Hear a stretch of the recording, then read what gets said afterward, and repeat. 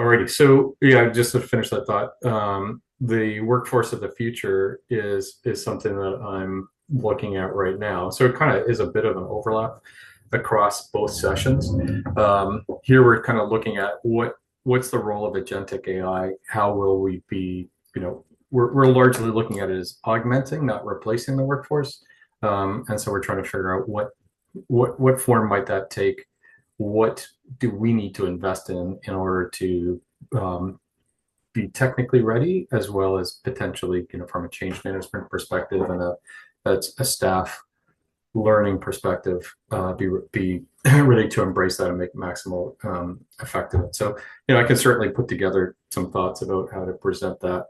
Of course, we've got lots of other things that we're looking at in terms of, what's Got the it. changing nature of Next, the CTO role. Sorry, missed you there. yeah, go ahead. No, go ahead. Yeah. So, but I mean, I presume this is a roundtable, so you'll be throwing out questions, and you've got a sort of an agenda, I guess. So, why don't you Yeah, tell me a little bit more about that, Arash? sure. So, well, Max, nice to meet you. My name's Yeah. Arash. I'm a sports broadcaster. So up until about 2 years ago, I knew nothing about your industry.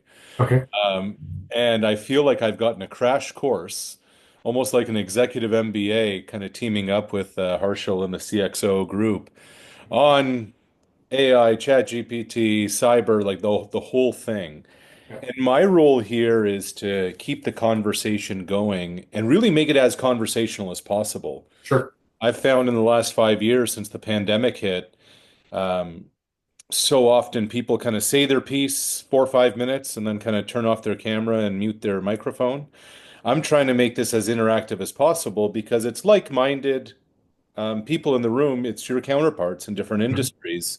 So my role here is to kind of direct traffic, be the quarterback of the day. So I'm trying to get as much kind of background and perspectives on what your thoughts are, so that when you have something to say, I can say, "Oh, that's interesting, Max. You feel this way, Mhm. Jesse. In your role, it's similar but different in this way, this way, and this way." So that's where I come in, Yeah. and we're just recording this to put a couple of video clips up on the LinkedIn page. Uh, Okay. I but probably should have dressed for it There you go. There, you and me then. both. You and me both. I personally, Max, and we can play it by ear on the day of. I think just based on that first answer, like I think the future is so interesting because, like I said, we've been doing this for 2 years, and one of your fellow panelists, he was up there in November, and I chatted with him yesterday, and he's like, so much has changed since the fall.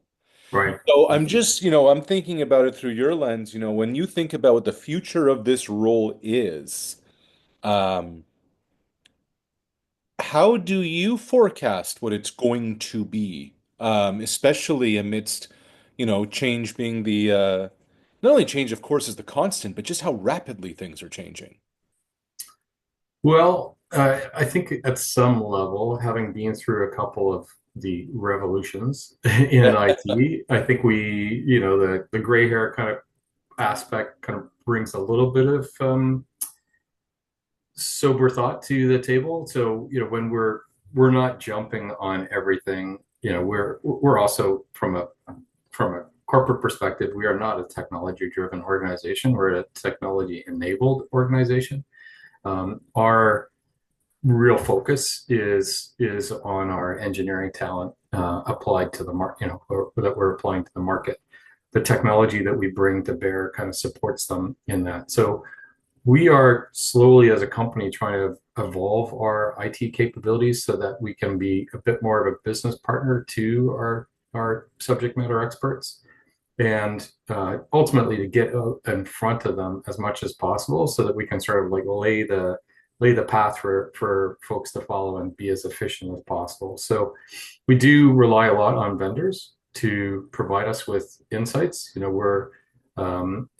when we, in working alongside the likes of Microsoft and Autodesk and Bentley, we're looking to adopt the technology that they're making available, and making sure that our staff are comfortable and efficient in its delivery. So much of what we're doing is, I guess, is not so much crystal ball gazing as being kind of pragmatic about what am I going to be, what's your roadmap say? How do I build my capabilities around that? Um, you mentioned you're working along the likes of Microsoft. You mentioned another company or two. Who were they? Yeah, Autodesk and Bentley. So GFC's in the architecture, engineering, and construction market. We do wastewater treatment, highways, rail lines, buildings and structures, and environmental work, and so forth. So we rely a lot on CAD systems and GIS systems in terms of managing the models that we create and the drawings that describe the projects. And so those are like from vendors. Autodesk is in the CAD market. Bentley is certainly another CAD provider, but more on the building side of things. And then we, Esri is another, they're a leader in the GIS space. And Got of it. course, Microsoft provides, a whole suite of capabilities from, M365 to AI and so forth. It's an interesting time because it feels like it's all going 100 miles an hour. And some perspectives are, well, let me just bring Herschel. Right. Some perspectives are we have to be in the race car right there to keep up. And some are saying, you know what? We're okay just kind of slow playing this to make sure we don't overextend ourselves, to make sure that, we're not getting into something that we're just not there with yet. Where's your kind of thought process on, as the rapid speed kind of goes on, where Mhm. are you at with all of this? Well, the office of the CTO is one which traditionally people have sort of said, it's the department of no. And, our effort now is to try to sort of turn it into the department of yes, but, and provide a few of those guardrails and to the support that's sort of necessary to keep people, aligned with our corporate standards, using common set of tooling, keeping costs down, and so forth. So we've got our challenge is really keeping up with the rest of our business. We've got some very talented, engineers and scientists, and they're quick to embrace new technologies. And our challenge is now to sort of like be a fast follower, making sure that we're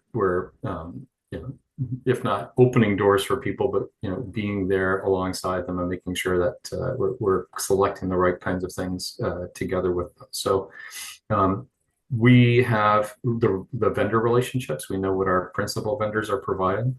And then we develop standards and guidelines to try to help steer the course. And as much as possible, trying to really reduce friction when it comes to people delivering on their projects. Our clients are expecting us to come to the table with contemporary or leading solutions.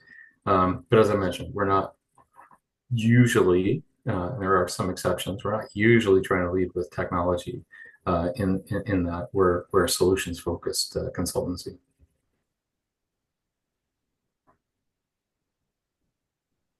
So where's that? I don't know if there's an excuse me. I don't know if there's an example. Like I'm a storyteller by trade, Mhm. uh, Yeah, Max. So like, what's the balance there between, okay, our clients expect us to be here, but we just, we're usually not leading with technology. We're solutions forward. yeah. They want a little, you want to kind of pump the brakes a little bit and explain to them what you're doing. Do you have a story kind of about that balancing act that you've had to have either with staff or with clients on that front? You think of, I've got some great stories about how we're leading with technology Okay. and approaching things in a way that maybe when we envisioned it as a technology, or when our engineers envisioned it as a technology, we didn't necessarily think of or anticipate what some of the use cases might be. We have a product that's called DTO. It's a digital twin online. It's a three-dimensional model of an environment that's constructed by flying drones and over a site and using LiDAR to build up a three-dimensional model of a building site as it evolves. That was initially thought of really for like static sites, and over time started getting interest from the rail industry, who were asking us to fly drones along a railway line to determine whether or not there were risks of or change in the environment. So heavy rains might create a landslide, for instance, which creates, obviously potentially significant challenges like derailments. So how do we took this idea of something that was intended really for a static building site and are starting to look more at the dynamic environment. Those are things that are tough when we're thinking about like where do we invest our time and effort? Are we what's the business case for it? How do we come up with all these additional business cases at the time where we're greenlighting a project? Other times, though, to address your question about like how do we or what examples do we have of where the business is slowing people down? It's generally when we've got multiple teams approaching a similar problem, but trying to use different technologies to solve it. And there we're trying to push for standardization. We're trying to, it simplifies, you can get a better price. The more volume we put through an individual vendor, the better the price.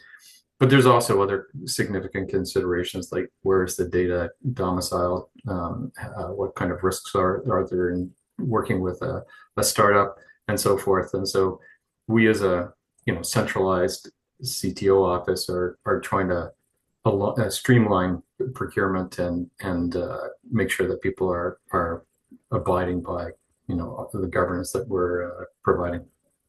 Got it. I know we said we weren't going to crystal ball this. Yeah. Let's crystal ball this. If we're having this conversation March 27th of 2027, Yeah. 26,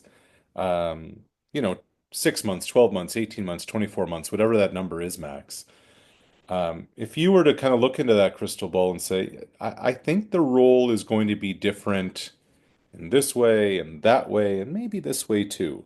What are a couple of things that you think those may include?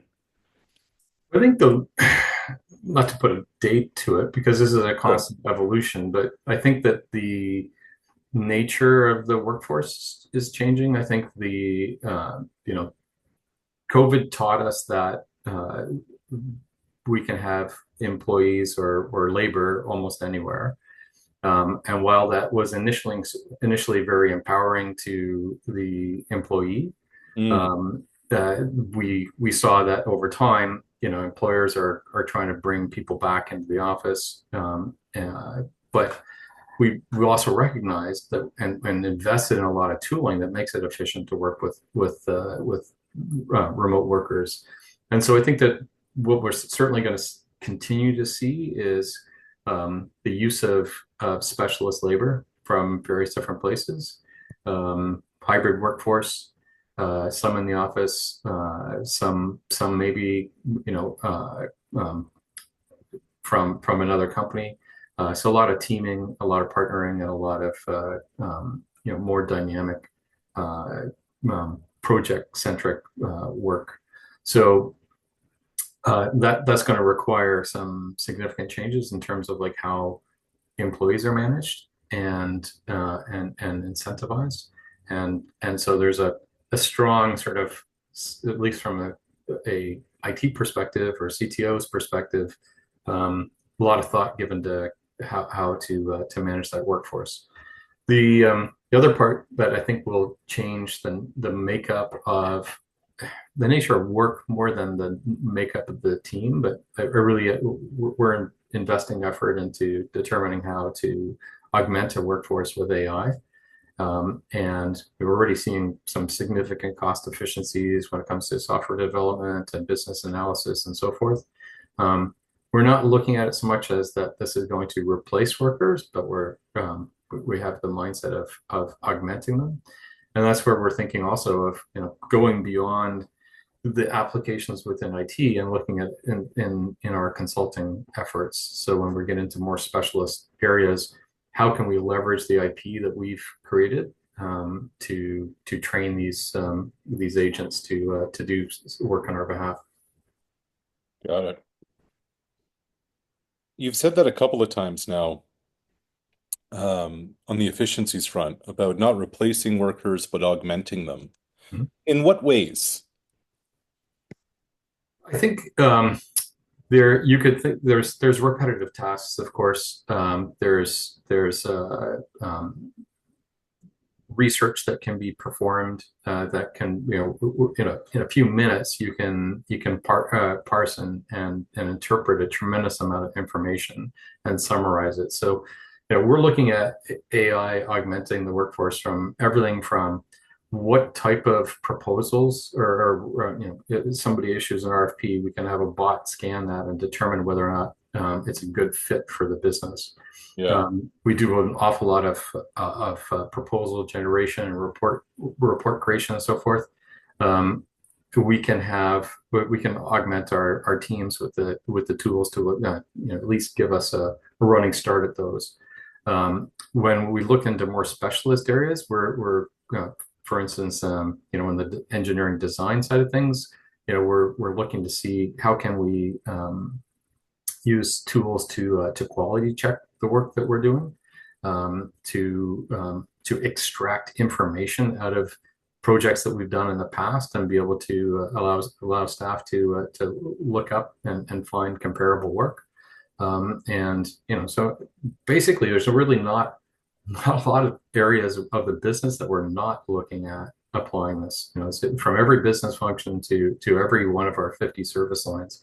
We've got AI research and initiatives underway to look to see how we can unlock the value that we've got. That's a great line. Unlock the value we've got. And I think there's just so much, hey, what's lurking between the cushions of the couch that we can find right here in our own building that we don't even know about. Yeah, or the tens of thousands of projects that we've done in the past. How can we be more efficient as we go about solving our clients' problems in the future? Got it. Got a couple more minutes left. Yep. On the leadership side, you know, I my interpretation is everyone's afraid. Like from a staff, employees, AI is going to come in and wipe out all their jobs. How do you get buy-in? How do you keep them on board? How do you kind of explain, we're going to get you out of the mundane into something more exciting? How do you go about that? Well, usually when this comes up, I think the remind people that nobody's going to lose their job to AI. You're going to lose your job to somebody who's using AI. So we're really trying to teach staff to we've always promoted an environment of continuous learning. Now we're just this learning has to take place at an increased pace. So we're really encouraging experimentation. We're encouraging people to try out tools, come back to us with what's working for you. Do some shares, make sure that kind of build up a community of knowledge that everyone can leverage. And I feel that, of course, there are people for whom life is just work is just a job.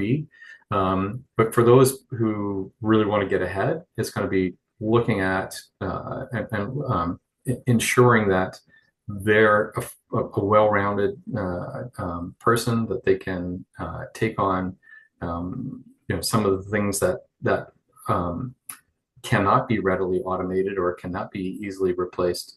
How do they? It's around stakeholder engagement. It's around synthesizing information in a way that is hard for a system, a computerized system to do, and then to influence those in the pursuit of some solution. So this is where we're seeing that the AI is just as a tool can help take over a lot of the mundane things, meeting minutes, planning, agenda creation, report generation, and so forth, freeing people up to actually do the things of where, their unique capabilities can shine.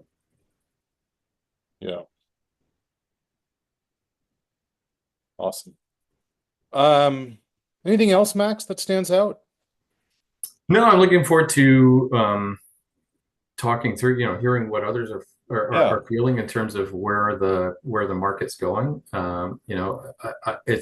These kinds of venues are always interesting. I participated yesterday in one on the chief data officer, and where people are seeing the how to leverage data assets, what kind of governance to apply, and so forth. Hmm. You learn a lot from maybe not the folks in the same industry, but people who've got this similar challenges. So I'm hoping to hear and be inspired by what the rest of the panel thinks. Yeah. I do a lot of these. I know I mentioned I'm a sports broadcaster, but there's so many kind of carryover with hosting and moderating and public speaking and all those kinds of things. This is actually one of the best ones. And I'm not saying that because they pay me. But it's so many like-minded people under one roof who Yeah, initially are like, what am I doing here? And then it just kind of like the conversations get going and it's a yeah. good networking thing, but it's also like it's so interactive. Mhm. And so one of the things that I always like to share, especially with our panelists, is I'll keep the conversation going, but don't feel when we're up there, whatever it is, three, four, five of us, Yeah, I need to prompt you. If somebody says something that you want to chime in on, yeah. go right ahead. Like I'm not the third grade teacher with the not to date Mhm. themselves with the yardstick in my hand. Uh, Yeah. you know what I mean? Like this is we can make this as great as we want it to be. So Mhm. 100%. Yeah, it's always great to build on what somebody else is, Percent. and I'm sure, I mean, you're starting off with a bunch of, questions to prime people with, but the reality is the conversation is going to go where it's going to go, right? Yeah. And hopefully, you'll steer us back on and ask us to keep advancing it, right? Please don't use any sports metaphors on me, though. It's I'll No go right over problem. my head. So, Max, everybody yeah. butchers my name. How do I say yours properly? Okay, so it's Guille rhymes with keel, so it's Stevens Guille. So Rhymes. think keel of a boat. Got it. Max Stevens Giel. Yep, Beautiful. Beautiful. Okay, I look forward excellent. to seeing you next week, a week For from today. sure. Yeah. So, as I said, I'm pretty flexible right now. So maybe if you just want to sort of talk through with others as to figure out where to put together the right kind of mix of folks, just let me know maybe like Tuesday next week as to which one you want me to speak on, and I'm good to go. Sounds great. I Excellent. appreciate you. All right. Nice to meet you too. Thank you, Okay. Max. See ya. Ciao.